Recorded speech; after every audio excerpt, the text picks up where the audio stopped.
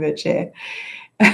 It's the launch of Reclaiming Vitality, a healing journey through chronic fatigue and burnout today on Amazon. And it's free on Kindle between today and Sunday, which is wonderful. And I just wanted to share that already we're at number 1 on 2 categories, which is the category of spirituality and healing and the category of chronic fatigue syndrome.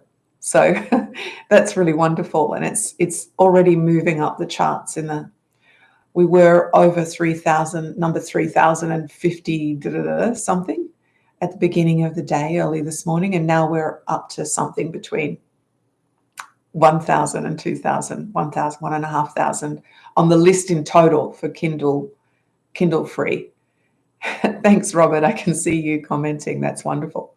And I just wanted to share that, the whole process, it has been amazing. It's been this round of writing and bringing the project to fruition has really been about almost exactly 3 years. And the first time I had the idea, as many of you know, is over 20 years ago. But in this 3 years, what's happened is I wrote during the summer in the mornings in the first year. And in fact, got COVID and long COVID. That was 2022, I think, 2022, yeah. And then I had to work through the long COVID. And then I did the edit process and the rewrite process in the second summer in 2023. And then this year in the summer, we've been proofing and formatting, and it's really been huge. So it's really an amazing process. And I wanted to just... Alice, hello. I love your hearts and stars. That's wonderful. Yeah, it's been an amazing process. And this morning, I woke up and it almost felt like my birthday, this kind of, oh, wow, because the book has really been born. And, now it's its own person, really. So I'm sending it out into the world and just starting to receive feedback from people, unsolicited, which is really wonderful. So the process of writing, I was just going to talk a little bit about that. It's really similar to meditation. And meditation is one of the topics I'm going to raise today in regard to recovery from chronic fatigue. And there are similar things about recovery, writing, and meditation. For me, the three all dovetail. So the reason that the process of writing is similar to meditation is because it's very solitary, and it's also something that you do with your will. You really just you intimately with you, up against yourself, and you really see yourself on the page.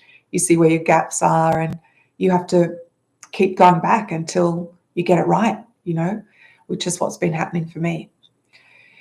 So just want to come back because we're reaching to 1 o'clock right now, which is really the start time of the live stream. And I just want to let you know what I'm going to talk about in this 45 minutes. So, of course, today is all about the publishing of the new book, Reclaiming Vitality, a healing journey through chronic fatigue and burnout. Yay. And then also I want to tell you a little bit about my story, what it is that, brought me here regarding recovering, obviously, from chronic fatigue and burnout. And I even did have an experience with long COVID. And my story also is as a practitioner, because I had chronic fatigue 20 years ago, and then I've been working since I recovered with clients around the world, in America, in Australia, in Europe, in Asia, working with clients to help them also recover. So there's a big backdrop of experience there and stories. So I want to share some of that with you. Of course, I'm going to define the topic, really what the book covers. The book covers chronic fatigue, burnout, and long COVID, and I'm going to define those things for you. And then the way that we're looking at it here is in looking through the lens of a model of consciousness called subtle bodies. And that's something that I really spell out in the book. It really goes into detail what that is. But essentially, it's about subtle energies and how that was so crucial, so key to my recovery and that of many others that I've worked with.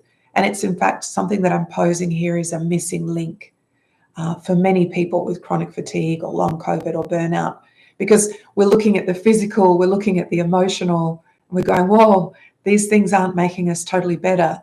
And then there's something else. It's this energetic dimension, which I'm calling subtle bodies. Subtle bodies is a term that was coined by Samuel Sagan of the Clear Vision School, and he has a whole knowledge track about that, which I would highly recommend, called KT Subtle Bodies, the Fourfold Model. And I'm going to go through as well some things about meditation and technology, because in the journey of recovery and in the journey of research and helping others, and where we are in the world right now, it has come to my attention, and it's very central in the book, that technology is so key, and understanding how to manage technology and to use technology in our lives is so vital to what we're doing with recovery, and not just recovery, but thriving, right? So really, we're not avoiding. Here we are, we're on YouTube, we're on a live stream, I'm on video, you guys are watching me on video. We're not avoiding technology, but I'm going to just run through some things about how we can use technology in a way that works for us rather than against us. And that is on an individual level, but honestly, it's also on a whole macro level, globally as the human race. It's very exciting. Yay, I can see some more people popping on now. That's so wonderful. Karen, Brian, Candace, yay, hello. Special hello to Brian, who's in Australia, 6 a.m. That's wonderful.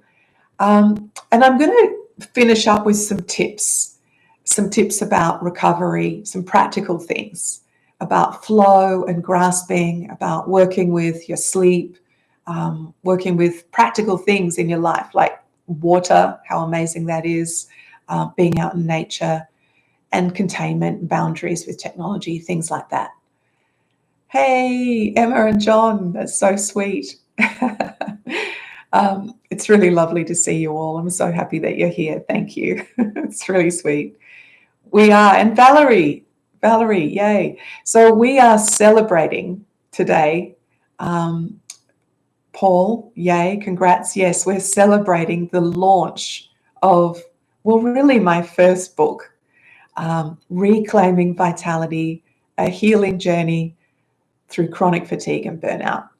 And as I was saying, I'm going to start right now just by sharing a little more about, well, actually the journey of writing the book, and just encouraging all of you, if you have a really big creative project and you really feel like you're, falling over yourself and not getting it right, or you don't know how to proceed, I would just say keep going, find the help that you need to strive and to make it happen, because I just want to share it. It's a really beautiful feeling. So right now it's a bit like my birthday, a bit like I've given birth to the book, and now it's going to fly into the world and be its own thing. It's going to have its own life, and that's really amazing.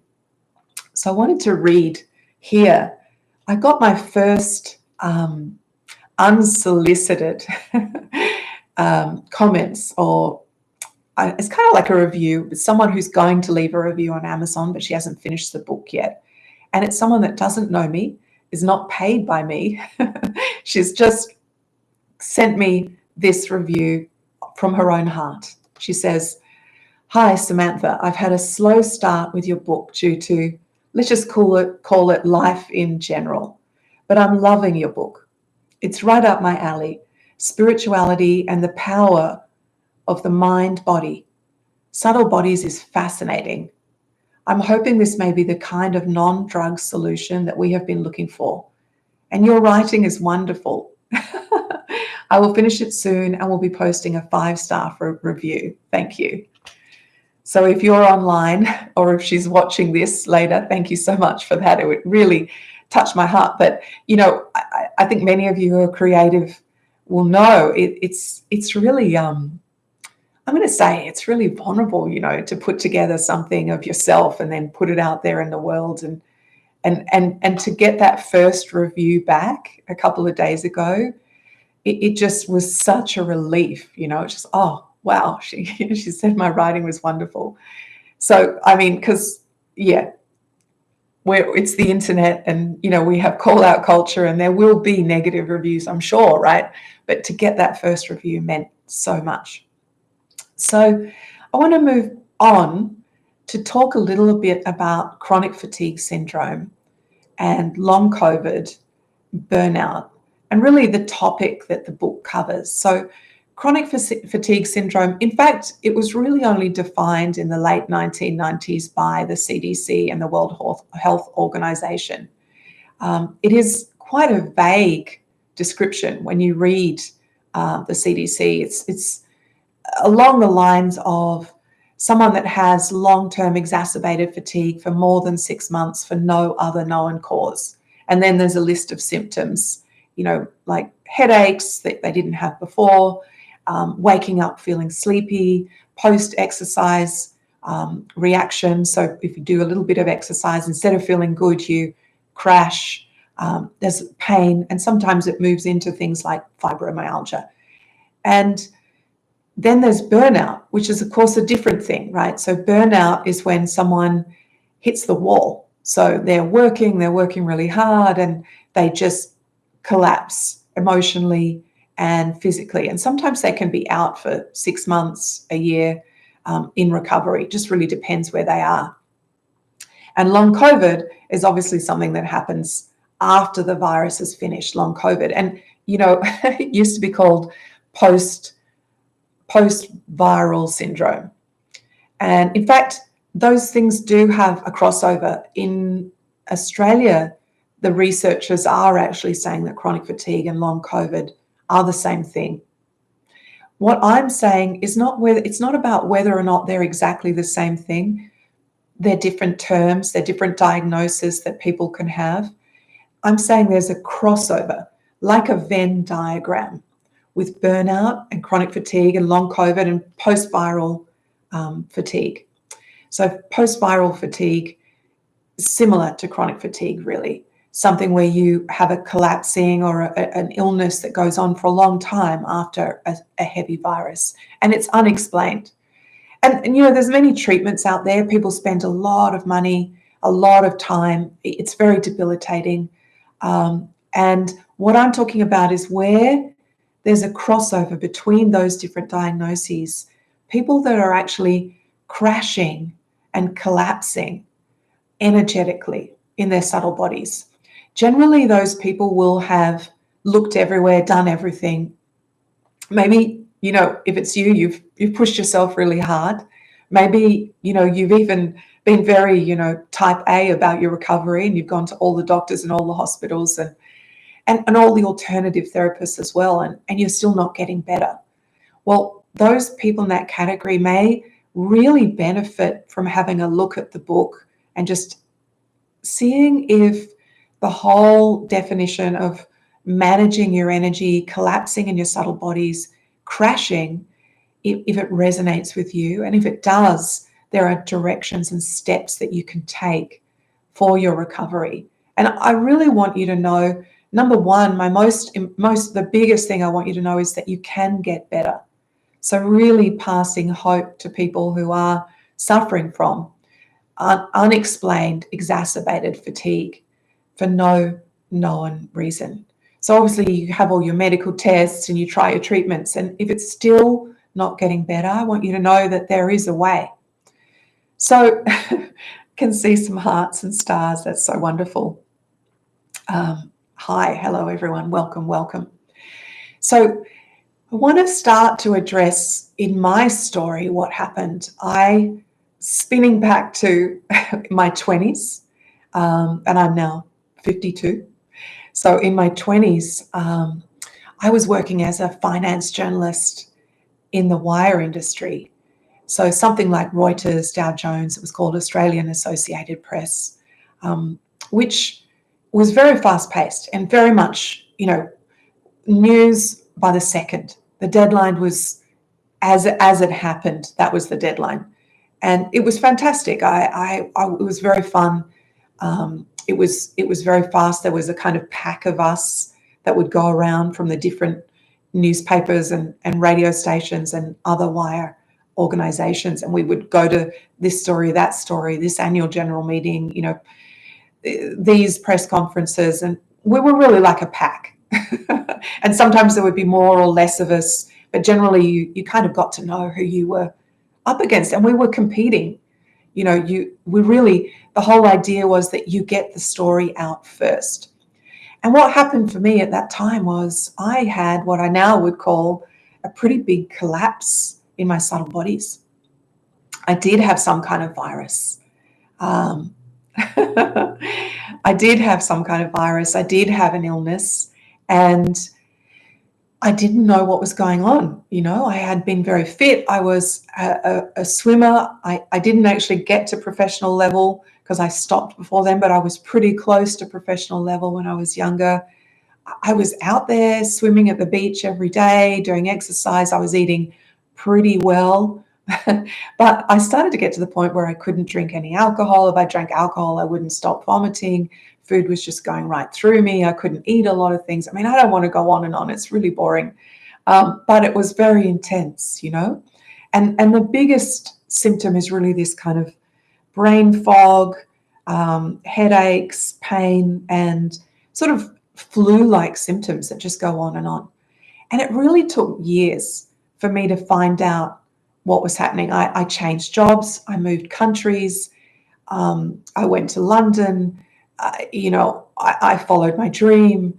And at first I was very, very sick, and there was little gaps. Then I started to be better sometimes, and then dramatically worse. It was more of an up and down. And when that happened, so it was a couple of years later, I'd been to a number of specialists in Australia and in London in the UK. They had given me treatments. They had tried to help me, but nothing had got me better. But I started to observe, hey, this is amazing. When I'm in nature, so I went hiking in the Alps in France. It was incredible. And I was really well. I was hiking for 3 days and camping out, and it was fantastic. I was on my own, and I met some people, and my energy was really up. And then I went back to London, where I was working in another wire agency in London, and bang, my energy went down. It was just, really, you probably could define it as depression, but there's a physical element. It was just very heavy. And I started to feel like, what's going on there? Then I had a big shift. It was now 3 years in, and I always loved travel, and I wanted to go back to Africa, where I was born.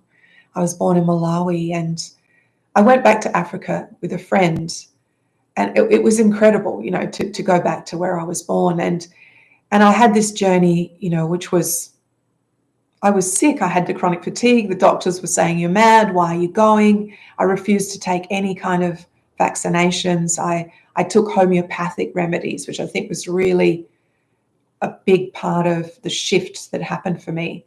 And I took homeopathic remedies even for things that I didn't have yet, like, dysentery or other preventative things, cholera. They weren't in the area where I was going, but I had the treatments in case I needed them.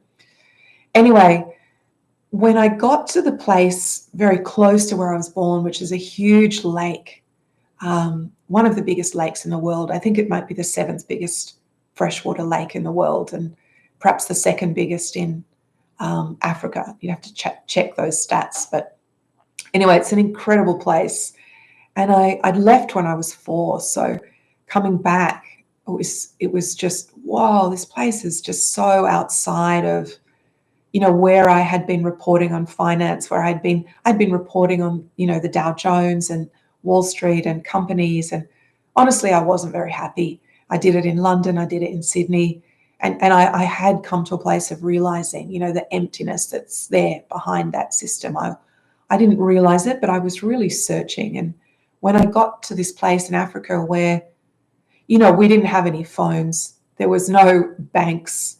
I didn't actually have cash with me. I had been traveling on my Visa card, and some friends that I had just made on a bus, from London, they gave me £10. I mean, they were students. That was a lot of money for them to give me. And that's what I had for, 4 or 5 days to live off, which was enough. But it was just a totally different experience of life than I'd ever had. And I had a big opening, I would say, spiritually. There was a shift in consciousness that was very dramatic, and it really was internal, but it was sparked from the outside, and there was a knowing, oh, it's time to meditate. I want to meditate. And just so you know, I didn't want to meditate ever before that. Like, I just didn't want to. And at this time, my energy had really come back online. My vitality was back to 100%. I felt as good as I felt when I was doing, a lot of swimming and a lot of sport. And I didn't have any of the vestiges of chronic fatigue. But when I landed in Africa, I landed in Zimbabwe, I definitely had those chronic fatigue symptoms. So it was like, wow. So all of this is happening. And it wasn't that I was meditating to get better. That wasn't it. It was more that I was having this big opening, and at the same time, my symptoms were completely gone. and I was sort of not really thinking about it, putting the two together, because I was so in this big experience. And I started to have, inner vision, inner knowing, seeing things in other people, seeing things in myself, and just this compulsion really to meditate, a wanting, a longing to meditate. So I went back to London and really changed my life. And initially, I didn't have the chronic fatigue symptoms when I landed back, but within probably 6 weeks of landing, the chronic fatigue symptoms started to return, and I started to also meditate. And in the meditation, when I started to do some silent retreats, which, were really beautiful, with a Buddhist group there in London, I had a bit of a shift again. So these key shifts along the journey have been so important. You could call them like an aha moment, or a wake up. Something woke up inside. So while I was in a little weekend meditation retreat, and I was crashing. So I was fine when I entered the retreat, and then this heaviness started to descend, and the clouds and the pain and it was really intense. And I was just having to sit with it in silence, just to be with that intensity. And I had this realization again of, this is energetic. It's not emotional. It's not physical. It's energetic. And at that time, I didn't really know what that meant. I didn't have a background in anything alternative. I had seen a homeopath. I had seen a naturopath, but that was about as alternative as it got for me. And I didn't have a spiritual background or a religious background at all. But I was meditating, and it was just, this is energetic. So I started to do some study. What does that mean? And it turns out that there's a whole numbers of systems, actually, that are pretty ancient, that deal in the art of healing energy. So qi is life force. Qi is the word in the Chinese system for energy. Prana is the word in the Indian system for energy or life force. Life force is a better translation, actually. Energy is a bit of a vague term, but it is something that we all use, because we know when we feel energized or vitalized, and we know when we feel not. It's very clear to us, right? So it turns out there's models that are there all about understanding and managing our energy and healing through energy. So did you know, this is a cool one, acupuncture, it's part of the Chinese traditional medicine system.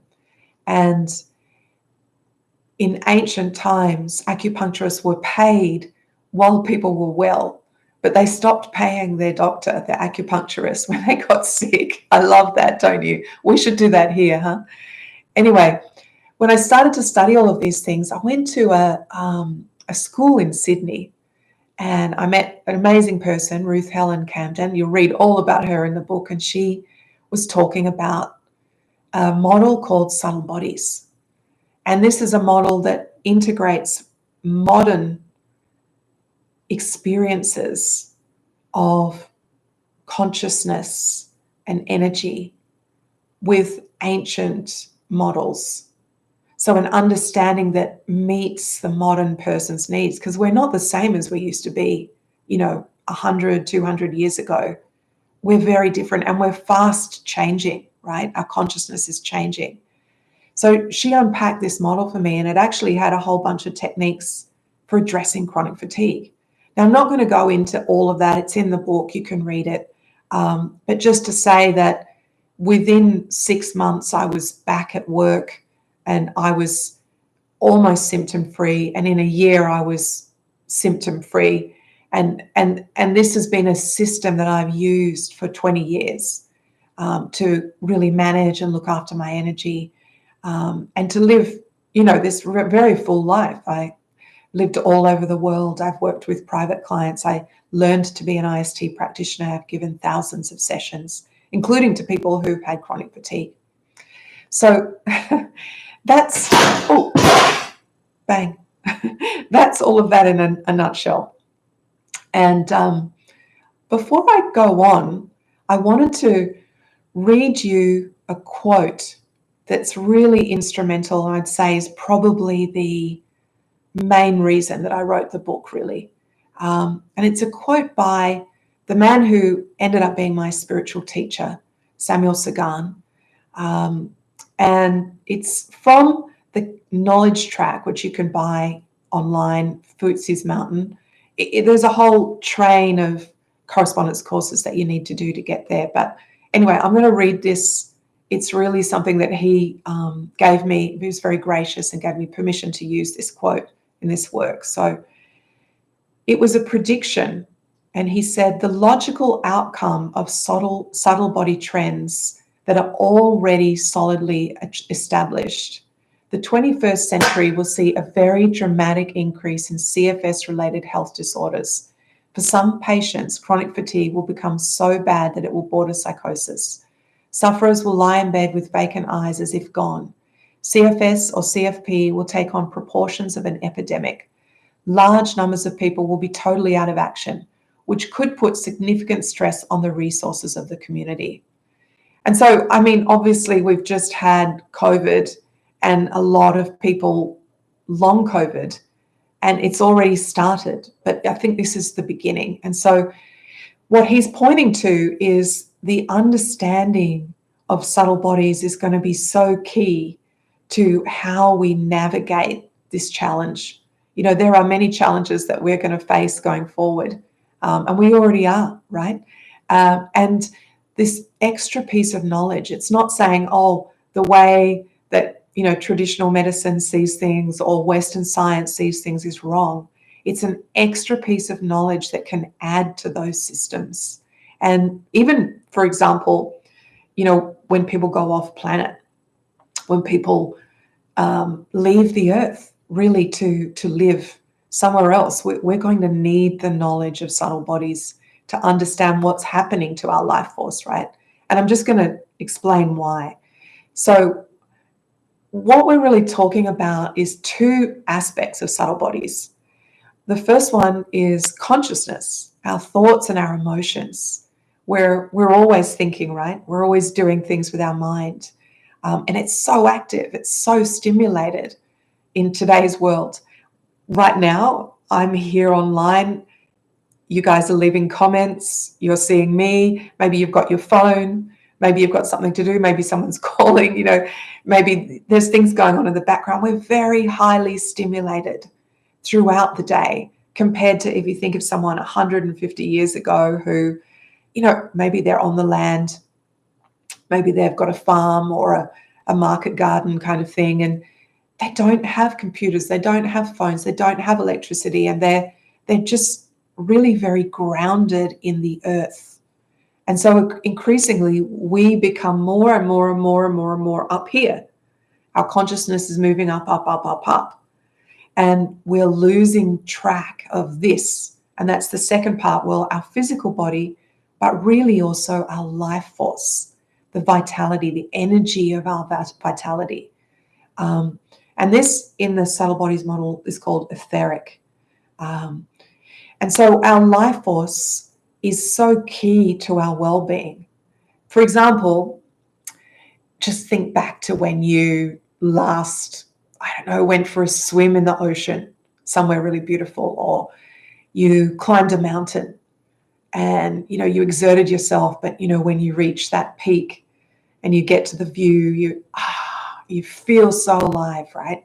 Or you're in nature, you're somewhere really beautiful, and you just lose the sense of your mind. The thoughts drop away and you start to just become one with this sense, this vibrancy, this aliveness of nature. And those experiences all of us have. We all have these experiences where our vital energy, that part of our consciousness that is life force, is dominant, is most vibrant and full. We all have those times. I mean, something that comes to mind is if you, if you have a baby or you have a friend, it's probably better if it's a friend's baby, because if you have a baby, you're exhausted. But, a friend or a family member has a baby. And when you pick the baby up, like there's just something special that happens, because they're little balls of life force. They haven't yet got the mind. They're just alive, right? And it does something to us. Everyone opens up. Even you're grumpy or you feel a little closed, and you see a baby, and it can really lift you because it's carrying this vibrancy of life. It's something else than the thoughts and the emotions. And the key here is those two things: our consciousness, our thoughts, our emotions, and our life force. They're meant to be harmonious. They're meant to go together well. But we're on this trajectory where the thoughts and the emotions are dominating our life force. And our life force, as we know, is becoming increasingly compromised, right? So we have like global warming, we have globalization, we have the fast pace of change in technology, the coming of AI. We'll probably all be on virtual reality. All of these things, they stimulate our mind, our consciousness, our thoughts, and that dominates the life force. So many people who I see, and they're increasingly young, they could be young. I was young, I was 28, right? I was 27, 28, 26, 27, 28 when I got sick. And people can be very young and really suffering from this imbalance. The other thing is we have food, right, that's not alive. A lot of food is very processed, or it's come from environments that don't have the level of life force that we used to have. So what I'm proposing here is, in terms of recovery, and recovering consciousness, recovering vitality, recovering so that we can thrive in our lives, it means cultivating a life force, learning how to look after it on a day-to-day basis so that we thrive, and really turning that around to mean, well, what if your technology, your thoughts, your life is working for you instead of working against you? Like, I've just found myself on social media for an hour or 2 hours, and I didn't mean to be, just scrolling. And that's even a term now. People have social media addiction or doom scrolling, And what if we take control of those things? So I just want to pause, because I realize we're on just after 1:30, and we're going to finish at 1:45. And I just want to ask you guys, do you have any questions, anything you want to share in the chats? Because I'd love to interact with you if there's things that you want to bring.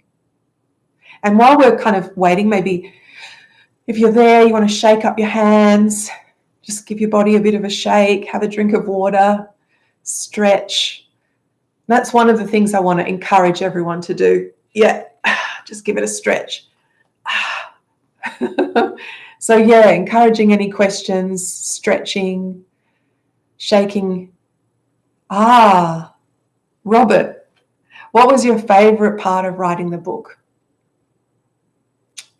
I think this is my favorite part, publishing it. The finished product, I'm not going to lie. Yeah, the finished product is definitely the favorite part. But along the way, there were amazing parts. So I want to say that the first round of writing, which was the summer of 2022, it was just very quiet, that was incredible. Just every morning, I just put aside an hour to an hour and a half. And I was doing it 4 or 5 times a week, sometimes 6 times a week. But I did what I could, and I blocked that out of my schedule. So I was getting up early and just writing. And a lot of writers will say that. There's a great book, Writers on Writing, if you're interested. And a lot of writers, they've put aside a time and you just show up the same way when you're meditating, you put aside a time and you just show up and you do the time. And you might think to yourself, oh, I'm in a bad space, or I can't do it, or whatever's going on in terms of resistance. But I promise you, you will get something out of that day. And I would always start off with free writing. So just write it. And then you'd be surprised how you just flow into writing a chapter. So that was my second favorite. And Paul, did you not over push yourself in your spiritual practice to find recovery instead of intensifying your burnout? I don't quite understand. Well, did over pushing myself, I'm just going to go with that. Over pushing myself, I'm going to say, I think I'm an expert in over pushing myself. Like really in every area of my life, I can definitely be someone who does that. And that's why I talk about burnout in the book, because I definitely am very good at burnout and also now very good at recovery. In the book, I talk about a yin-yang approach. So the model of yin-yang in the Chinese system, it talks about not in terms of man and woman, but feminine and masculine as different aspects of our consciousness, starting to learn to bring this harmony between what we're calling the consciousness and the life force. So there's a couple of chapters which really go through that whole concept. And really what I'm talking about is in the pushing that, or the striving that we tend to do in today's world, there's an aspect of what I'm going to call grasping. And I think everyone's familiar with that term, right? Like grasping. Everyone does it. That's really very fundamental to the body of consciousness, what Steiner calls the astral body, or in Samuel Sagan's model of subtle bodies, the astral body, thoughts and emotions. Its fundamental kind of tendency is to grasp. And we live in a world where this kind of lower masculine way of being is really celebrated. I think it hopefully is getting to the end of its day, honestly. But what it means is like you're the grind. We use that term, right? I'm in the grind. I'm grinding away. I'm grinding away at my work. And so even in the writing, say, there's no way I could grind that book out. In fact, the way that the whole of this book has flowed, it's been a teaching of this whole yin-yang mode, because as soon as I went into the yang, it didn't work. And I had to recalibrate and come back and figure out, okay, I need to move into that higher yin mode. And I do go into the whole model in the book, and it's a beautiful way of looking at managing your energy once you get past the phase of recovery from chronic fatigue where you're really crashing and collapsing and you're really sick. This is key.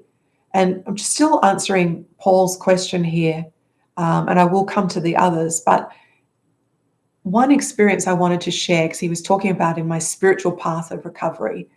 Well, when I was past recovery, but I was in my spiritual path and I was meditating, I was on a retreat. It was probably about 3 or 4 weeks of meditation. And I was having this phase where I was getting pain every morning. So I'd wake up with this kind of excruciating pain, much like a migraine.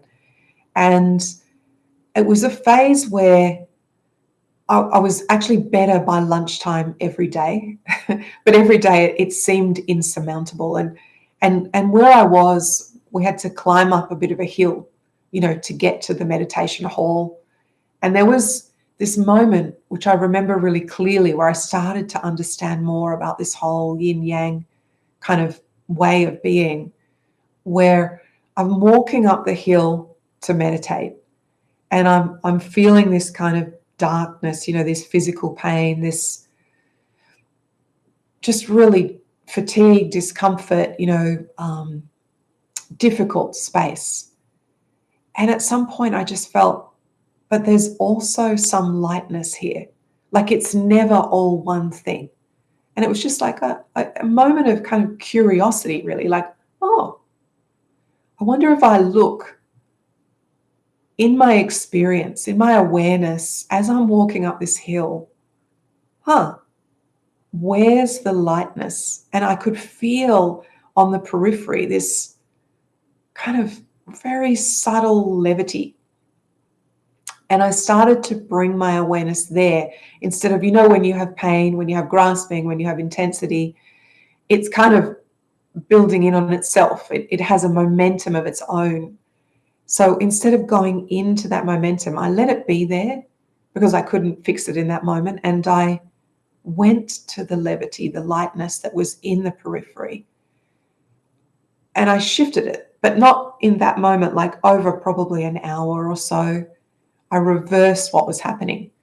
And in fact, there are studies that show, and I should get the proper quotes for you, but that certain types of thoughts perpetuate the same type of thoughts. So if you're in a cycle, like a vicious cycle, we call it, of negativity, which is grasping, it could be anxiety, it could be depression. Those thoughts, those negative thoughts or fear, they tend to feed on each other. And then positive thoughts, like if you're having a good day, if you're feeling happy, if something good happens, if your heart opens, positive thoughts beget positive thoughts and create more of them. And it's almost like this trajectory. It's similar to in recovery, but I want to say to you that it's not a perfect line. Like you will have this, right? While you're recovering, you will have the ups and downs. And what I want to emphasize is that in those studies, they're calling it thoughts, and there is an element to it that is thoughts, but it's energetic. There's a place where our body of energy collapses and crashes, and it has negative physical effects as well on our health.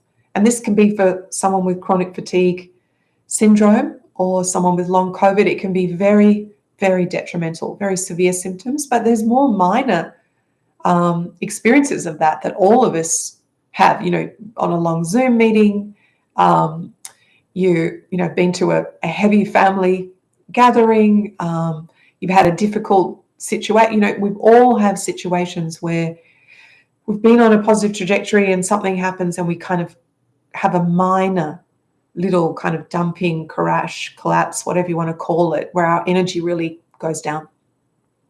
But it's much more exacerbated for someone with chronic fatigue.